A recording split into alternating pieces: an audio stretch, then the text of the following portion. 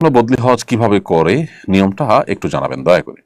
বদলি হজের নিয়ম হলো নিজের হজ আগে করতে হবে অন্য কোনো বছরে, এরপরে আপনি বদলি হজ করতে পারেন। যার তরফ থেকে বদলি হজ করবেন তাকে আপনি তার তরফ থেকে আপনি নিয়তটা করবেন। অর্থাৎ যখন আপনি এহরাম পরে নিয়ত করতেছেন আল্লাহ আমি তামাত্তু হজের জন্য হাজিরা দিলাম লব্বাইক, তখন আপনি নিয়ত করবেন আল্লাহ আমি অমুকের ছেলে অমুক বা অমুকের তরফ থেকে আপনার কাছে হজের জন্য হাজিরা দিচ্ছি। এরপর লব্বাইক আল্লাহুম্মা লব্বাইক পড়া শুরু করবেন, তার পক্ষ থেকে নিয়ত করে স্টার্ট করবেন।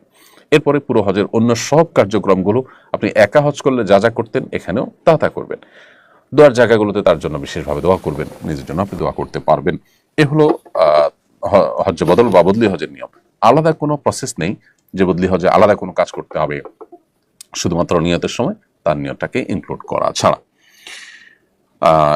এছাড়া আমাদের অনেকে আছেন যারা বদলি হজ করেন আবার পারিশ্রমিক নেন। এ ব্যাপারে হাম্বলি মাযহাব উলামা ইকরাম যদিও পারিশ্রমিক নেওয়া জায়েজ বলেছেন, কিন্তু হানাফি মাযহাব উলামা ইকরাম এটাকে কড়াভাবে নিষেধ করেন এবং এই মতটা অধিকতর যুক্তিযুক্ত। যার কারণে বদলি হজ করে আপনি বিনিময় নিলেন, যার বদলি হজ করলেন তার কাছ থেকে, তার ওয়ারিসদের কাছ থেকে, এটা কিন্তু জায়েজ হবে না।